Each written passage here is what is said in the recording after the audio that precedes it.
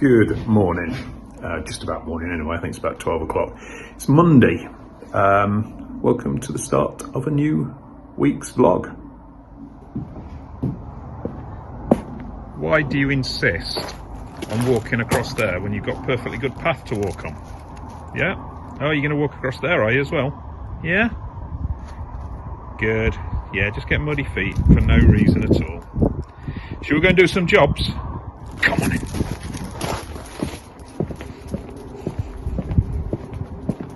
Not there. This way.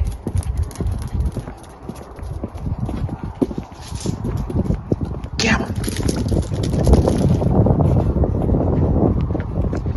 So we're going to take the rest of this conifer down. It was really badly planted, as in it was right under the conker tree, horse chestnut, and I cut that down. One of the first jobs we did in the garden, so that it was manageable, but it's still ugly as. So if you look, just too old, it's just gone, not been looked after. As I say, it was right into the actual horse chestnut, so don't know why it's there really. It's gonna be a pain in the arse getting that big trunk out. All we can do is cut it down to as low as we can go, and my chainsaw won't even go through that, I don't think. It's too big, so I'm going to have to get the bow saw out eventually. But we can get rid of all the smaller branches today, so we can get that down just to the main trunk and get rid of everything else. That will be a good start to the week, an important job. So eventually, when it's gone, or most of it's gone, we just want like a sort of wooded area, a shady area under this horse chestnut. So we're going to have ferns and hostas and cyclamen, and yeah, just things that fit in nicely under a big tree like this. Can you spot the difference? We have got rid of most of it, obviously left the stump in because I can't get that out. Use some of the logs from other things that we've cut down, like the cordyline, transplanted some sort of woodlandy, shady, loving plants into here. Got a fern, and we've got the heuchera and some foxgloves. Yeah, took about 2 hours, but yeah, looks all right, doesn't it? And what we can do is gradually increase that and go all the way along there if we want. See how it goes, whether we're going to have just that on its own, just slightly enlarge it, or one either side of the horse chestnut. But yeah, I think that is starting to look a lot better. Just had a nice delivery, some very, very substantial step ladders, mainly for the guttering and the Velux windows in the lounge. We just can't reach them, so that well, they're perfect, really strong professional sort of builders ladders. And in here, some very exciting things, 2 sets of screws. How exciting is that? Look at those beauties. That is a good pair of step ladders. Right, so we've got this, what we're calling the patch. Basically, as I've said before, we've got foundations underneath this, and I didn't really know where they were, so I'm just starting to excavate the top layer of soil, and I found this straight away. So that's about 18 inches all the way along there, which is just foundation for his old fish pond. So then I guess it goes all the way down there somewhere. But there was then another fish pond going that way. So there's going to be foundation there as well. So over the next few weeks or even months, I'm just going to gradually work out where everything is and then decide what we're going to do with this. We may put a polytunnel here, but of course we've got to avoid the foundation. Well, have we? I suppose I could put beds, you know, raised beds in the polytunnel where they are. But yeah, I wish I'd have took more notice when we came to have a look at the house and the garden, to know exactly where they are. But I'll find it and we'll work something out. The soil's all right where it's not got foundation, because considering I put these in sort of end of July to sort of end of August, they've been all right. They're giving us some good crops. There's also some sort of bamboo that I keep on finding, it keeps on springing up. So I think he has some sort of bamboo around his pond, which isn't ideal. But anyway, we shall try and work it out.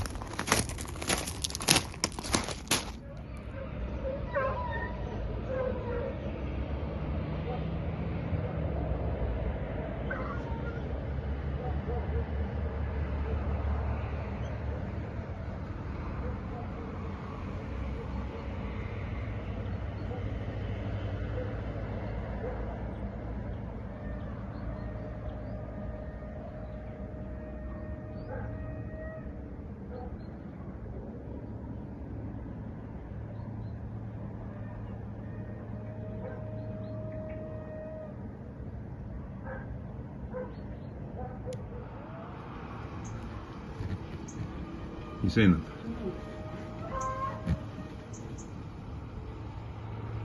I can't see any, you know, people in charge. There's just dogs all over the road and everything. Seems almost like a pack. Yeah, but mind you, can you hear the bugle or whatever it is? Yeah, there was loads. There was maybe 30, 40.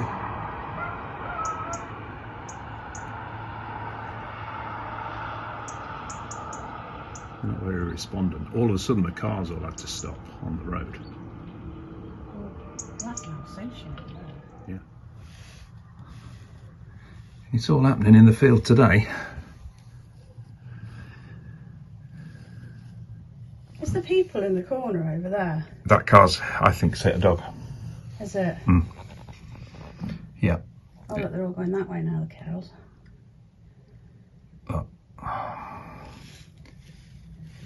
There's no control at all. The dogs were just let loose, basically. And then that car just, I heard a bang, and then... Oh, that'd be awful, wouldn't it? Yeah, and it's nothing to do with the driver. It just literally, the dogs were just running on the road.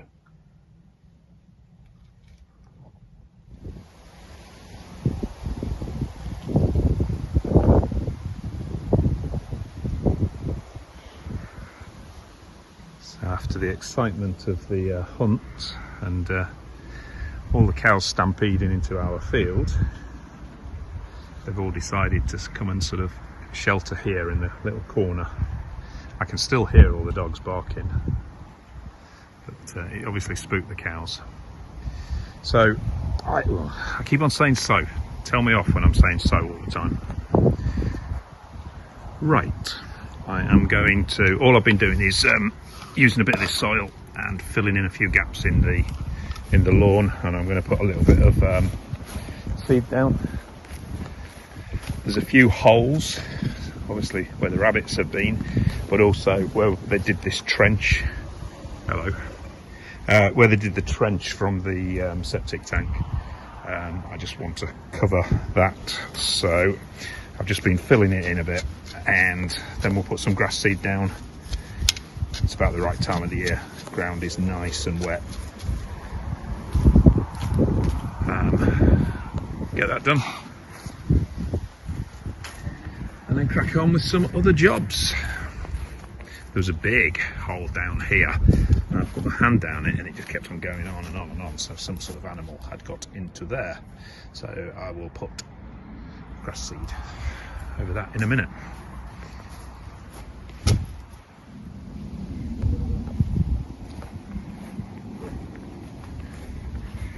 So I've got my grass seed, and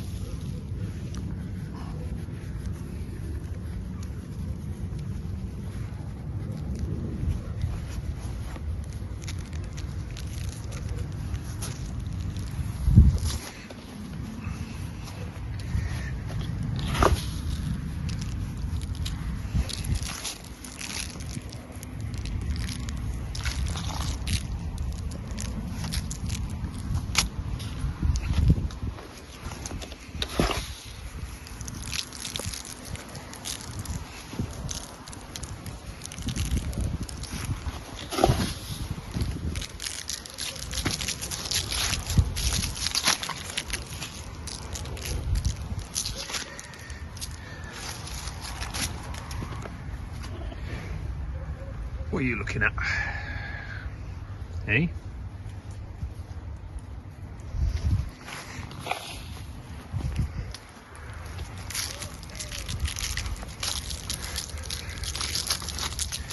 Right, up to about there, because that is going to be where the next compost bin is going to be made. Is that alright with you lot?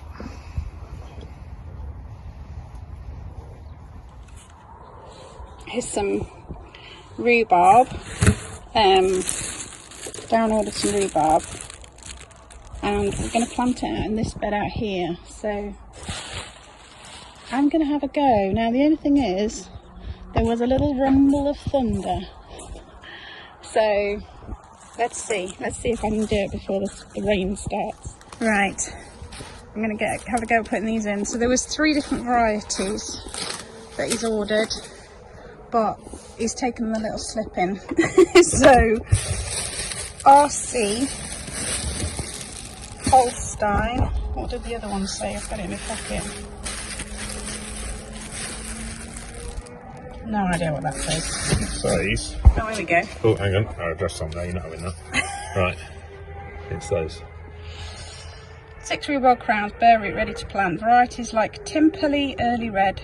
No, Timperley Early, Red Champagne, Oh, okay. and Holsteiner. Holstein, sounds like beer. Alright? Yep.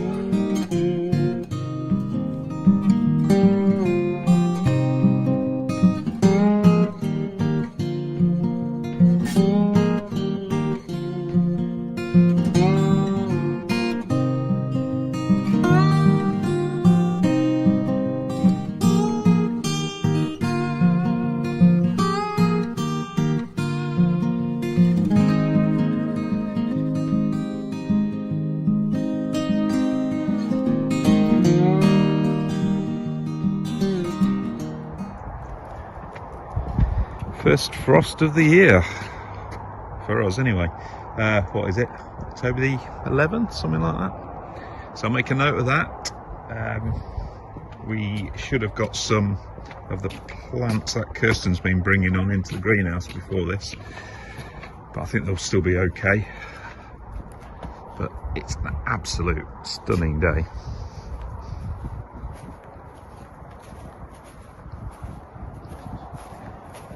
We're going to work on the front of the house today, the front hedge. We're going to put some wild flower seeds down, so that is today's major job.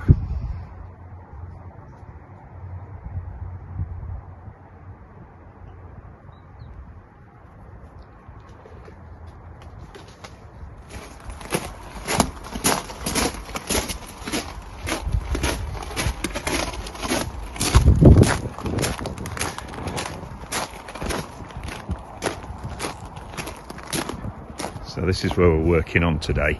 So that trench, which went all the way along there, is going to be roughly the line of where we're going to do the wild flower seed, and back towards the hedge.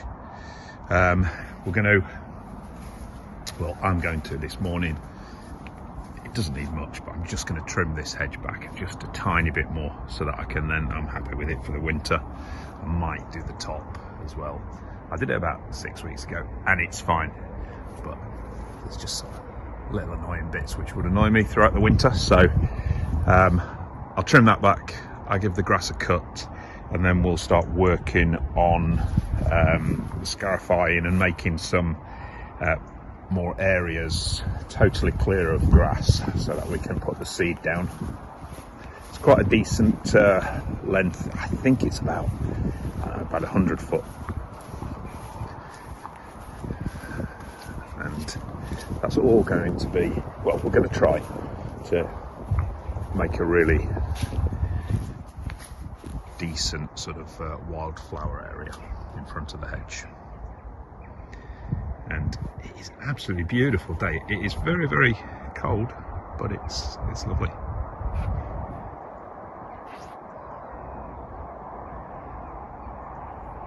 The farmers cut the hawthorn hedge in the last week or two down here as well, so that looks a lot neater. ready for winter. Just had a delivery of wood, mainly for the benches in the shed. So we're going to do 2 benches. One's going to be about 6 foot, one's going to be about 4 foot. Everything's come apart from the bloody worktop. I asked them to split it right down the middle because it needs to be about 2 foot wide, and they forgot to split it. So it's been sent back, and they're going to either bring it this afternoon or early next week. But everything else is there.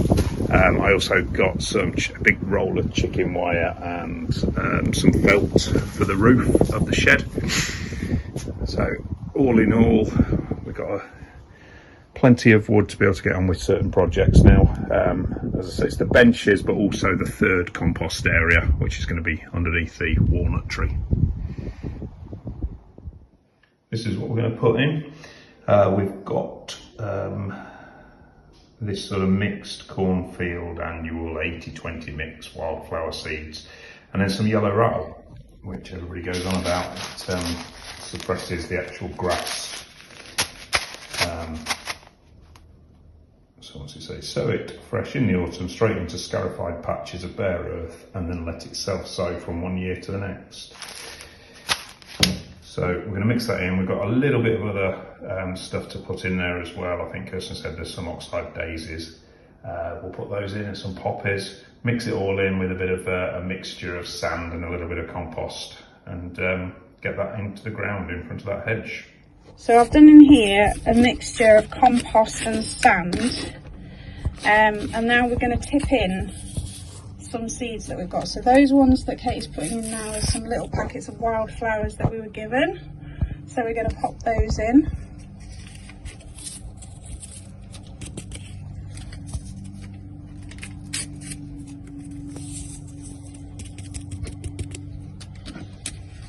And then we've got some poppies. Yep. We'll shove those in. Sometimes they're in an envelope inside, yeah.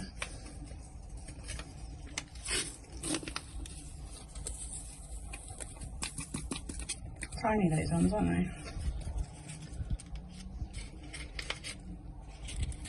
Get them all in there. Lovely. Then we've got some oxeye daisies. I'll put those in there.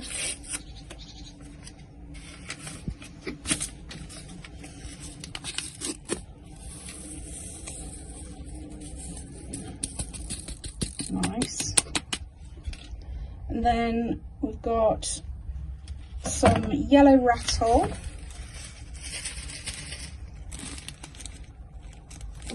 Yeah. Get it open.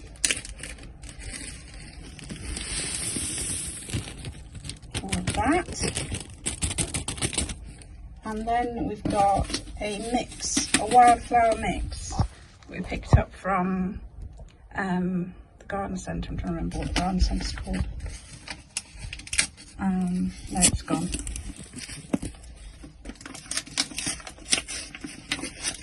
The little one that we went to the other day, the little garden centre. Yeah, all of that. There. Perfect. And now we're going to stir that all in to make a nice seed mix.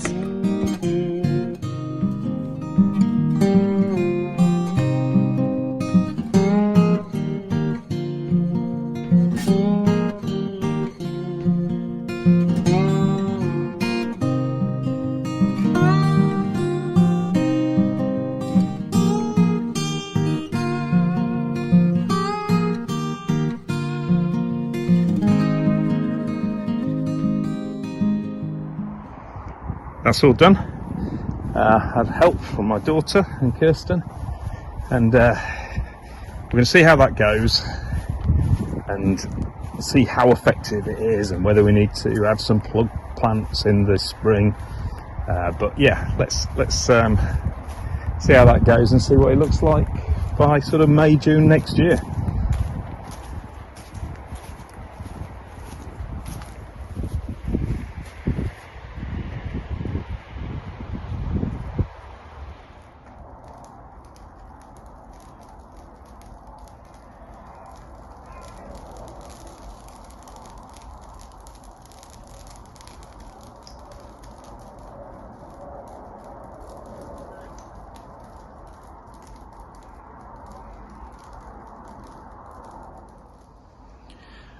just had an hour in the garden since we came back from the car boot. It's Saturday morning. Forecast is for rain for most of today, so I managed to get a bit of clearing up done underneath the walnut tree, pruned it back a bit where it was interfering with the hedge, and I've just got a fire going, so I shall have a sit down in my shed, watch the fire burn, and then I might even go and get a cup of tea as well. I don't dart around all the time these days. I am looking for a much slower life, a slower way of living, so that's the plan. Just get a few more jobs done first. This video is not really about my YouTube, it's about the YouTubers that I find interesting. So I was going to do a top 10 sort of countdown, 10 down to number 1, my favourite, but I don't think I've really got a favourite. I think that I can probably name 10 YouTubers or YouTube channels that I like watching, and I don't want to say that one's number 10 and one's number 3 and one's my favourite. I'm just, the ones that I watch them at different times of the day for different reasons. Most are around the sort of gardening, slow living kind of thing, but there's one or two others that are slightly different. So the first one I'm going to say is Bundles of Books. Guy called Ian, I believe, Scottish bloke, and he's about 50, I think. Just a really nice guy. He sells books on eBay for a living. He starts off with, "Hi peeps, my name's Ian and I sell books on eBay for a living." What a fantastic Scottish accent that was.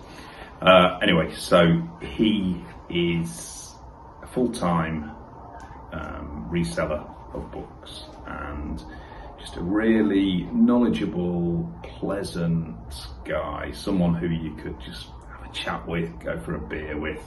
You just know that you'd feel, well, I know that I'd feel comfortable with him. He's a good guy, and he started off selling kind of full-time about a couple of years ago, I think, and he's gradually getting bigger and bigger.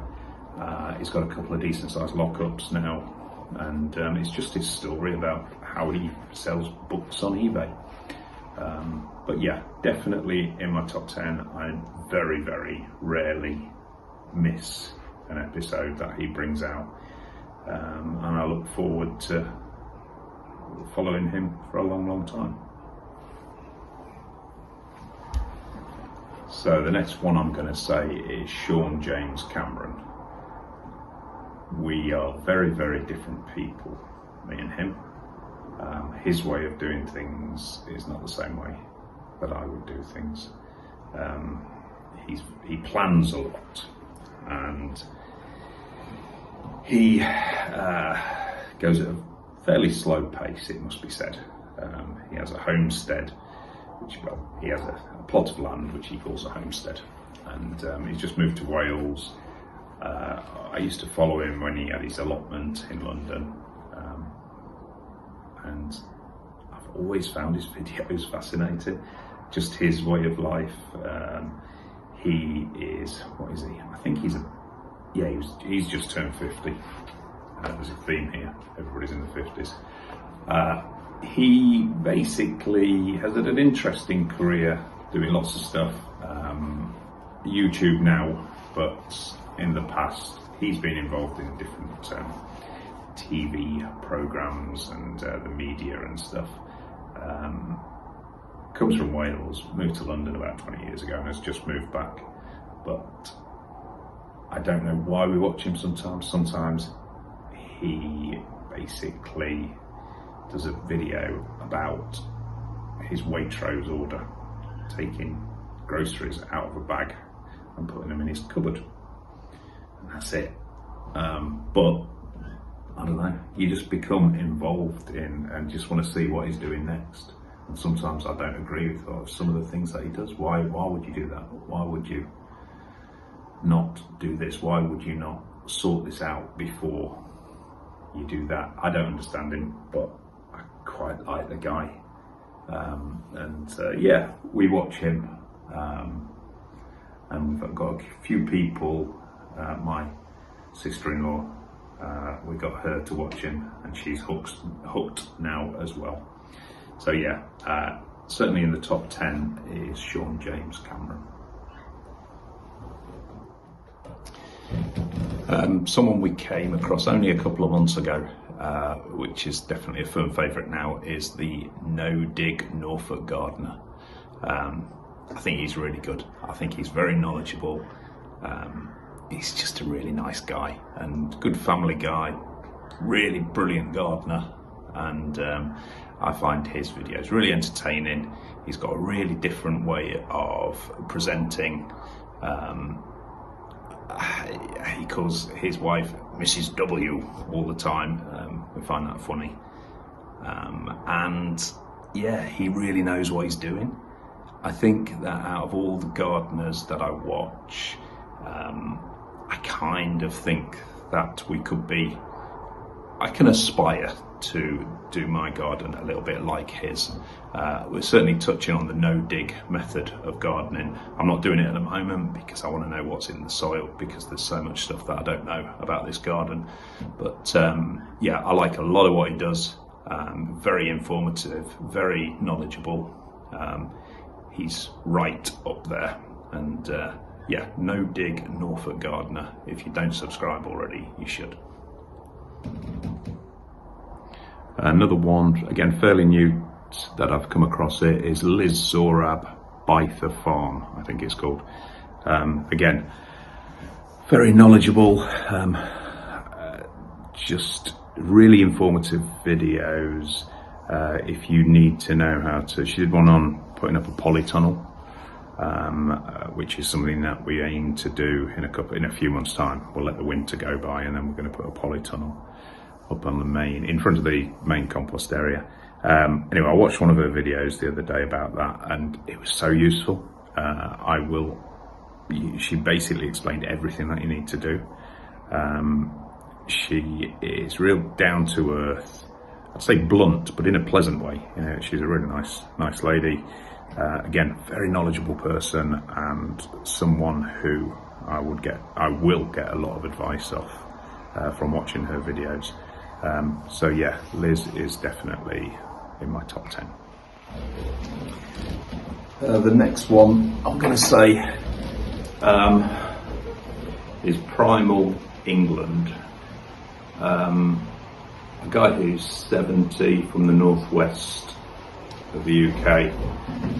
I don't even know if I know his name. I don't know if he's said his name, but it's him and his dog, and they go for a walk, and he just talks about life, his life, his idea of a slow living life.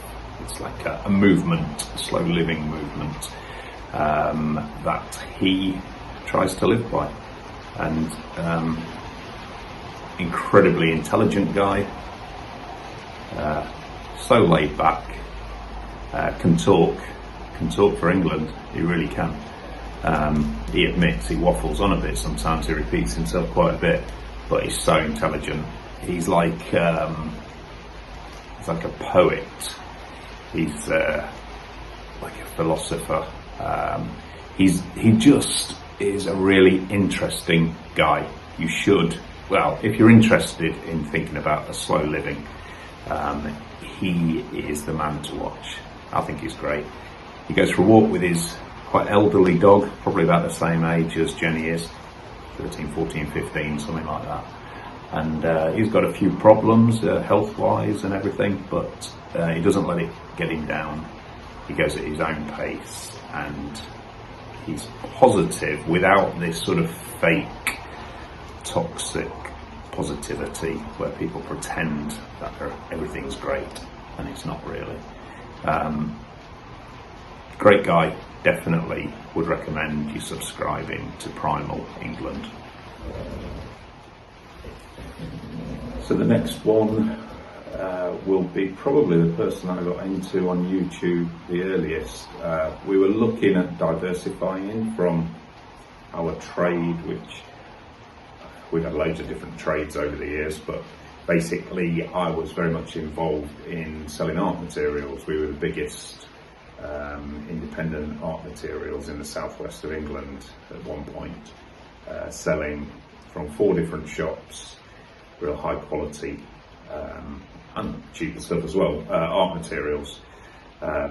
Sort of Winsor and Newton and Dale Rowney and all sorts of different companies. Anyway, Kirsten was a little bit bored of that trade. Her heart wasn't really in it, and I decided to sort of look at doing something a bit different, and so we got into reselling, which is kind of what we do now, and that's buying very cheaply second-hand things that we can recycle and sell on. And that then progressed into sort of like niching out a little bit more into collectibles and antiques on Kirsten's side of things. And anyway, so I did some research on YouTube, and the guy, the godfather of reselling at this time, about 10 years ago, was a guy called Nick Hills. And he's great. I mean, Kirsten knows him personally now and says he's a really nice guy.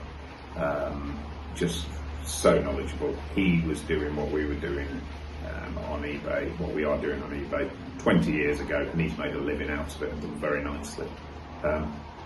Just a nice guy again, laid back guy, very generous at giving out advice. Yeah, just a top bloke. Always find it interesting what he buys, how he sells, if he has any problems in the selling, problems with eBay or problems with customers, he'll let you know about it. And yeah, we've learnt a lot from him. It's Nick and Andrea's his wife. She has her own channel as well. I don't particularly follow that, but on, you know, sometimes Andrea is on Nick's channel and vice versa. But yeah, Nick Hills certainly was my number one for a long time regarding reselling. I would definitely recommend it if you're interested in that. Back onto gardening, Jessie at plot 37. She does sort of hour-long weekly vlogs, looking after her allotment. I think it's London way. It's just a really nice woman who grows a hell of a lot of stuff. Don't know what they do with it all, because from what I can see, it's just her and her mum, and yeah, they must eat a lot of vegetables, but they grow all sorts of stuff. She's obviously been doing it since she was a kid.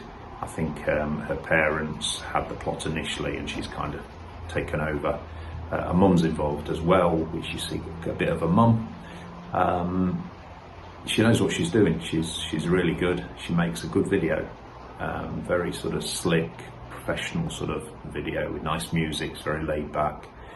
You can easily lose an hour watching Jessie at plot 37.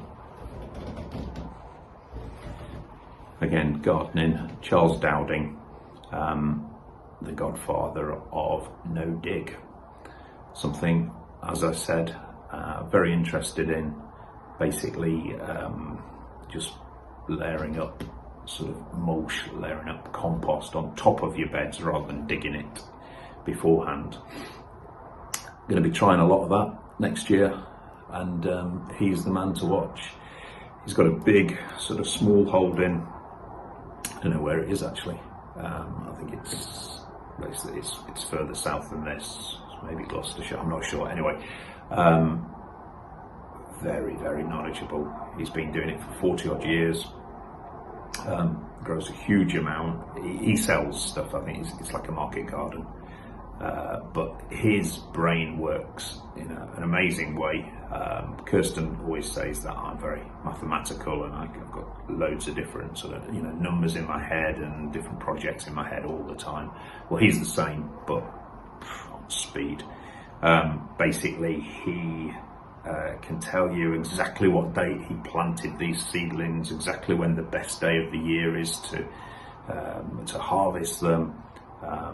he's always doing different experiments, trying sort of no dig against dig, or trying certain things like not stock sort of crop rotating, where everybody says you should crop rotate. He'll say, no, don't do that. He's an expert on things like making your own compost, and yeah, he is definitely out of everybody, he's the most knowledgeable YouTuber gardener that I know. And he's just a really laid back kind of guy. He comes across like that anyway. And yeah, definitely someone to watch. The next one on my list, even just thinking about him makes me smile, is Dave's Allotment. Such a top guy. Just a really lovely personality, a Geordie bloke. He has a decent size allotment, but it's more than gardening, this one. He just comes across as a really lovely guy. He's very funny. He's clever with his camera work. He's a very talented musician, and yeah, and he gives you everything. He tells you stuff that I wouldn't personally tell on YouTube. Real honest guy. Definitely worth watching. Always brings a smile to your face. Has a lot of laughs with his mates. He goes wild camping, and he does all his own music for the channel as well, or a lot of it is his own music. He's obviously had quite an interesting life and done a lot of music, been involved in bands and all sorts of stuff. So yeah, definitely, if you want to be cheered up by someone who's a genuinely good guy, watch Dave's Allotment. So that was my 9 so far, and I was just trying to think who was going to complete the 10th or the 10. And I thought, oh shit, I've got Lincolnshire Pickers and I've got Kirsten's Curiosities. So I'm going to put them both in as my number 10. If you want to know anything about our business, you should look at Lincolnshire Pickers. Bob and Court look after that channel. It's actually aimed at maybe slightly younger audience than mine, but and it's very much reselling, and they've just hit 1,000 subs. So yeah, if you sub to them, that would help. It would help make my day. And yeah, I've tagged on Kirsten's Curiosities because otherwise I'd be in big trouble. So that's the end of this week's video. Kirsten's Curiosities. Make sure you subscribe. It's pissing it down outside now. We've just had an hour in the shed having a cup of tea and going through my favourite YouTubers. If you like our YouTube channel, please subscribe. It would help. I would like to get to 1,000 ASAP. And if you don't want to subscribe, just give us a thumbs up and a positive comment underneath. That would help as well. So thanks for watching, and see you next week.